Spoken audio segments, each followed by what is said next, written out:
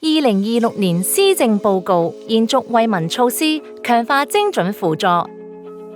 增進民生福祉。特區政府延續各項惠民措施，並貫徹精準輔助方針，調升多項相關津貼和補助。合資格居民非強制央積金個人帳戶嘅一次性啟動金為1萬澳門元，向所有個人帳戶額外注入7000澳門元。繼續推行經完善嘅現金分享計劃，符合條件嘅永久性居民每人獲發1萬元，非永久性居民每人獲發6000元，醫療券700元。繼續向參加內地基本醫療保險制度嘅合資格澳門居民發放上限1000澳門元嘅津貼，覆蓋範圍擴展至廣東全省及福建省。鼓勵優生多育，結婚津貼調升至4000元，繼續發放出生津貼6500元。續推育兒津貼計劃，向3歲以下嬰幼兒發放為期1至3年嘅津貼，每年18000元。延續電費、水費補貼、車資優惠，推出新一期持續進修發展計劃。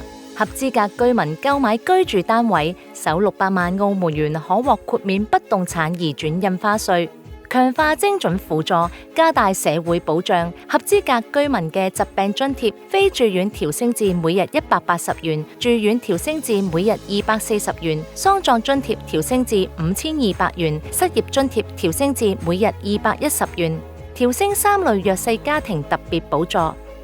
調升社會融和計劃發放特別生活津貼，殘疾人士照顧者津貼調升至每月2400元，並降低申請門檻，擴大適用對象範圍，延續其他一系列面向弱勢家庭和殘疾人士嘅支援措施，關顧長者，維持發放敬老金和養老金。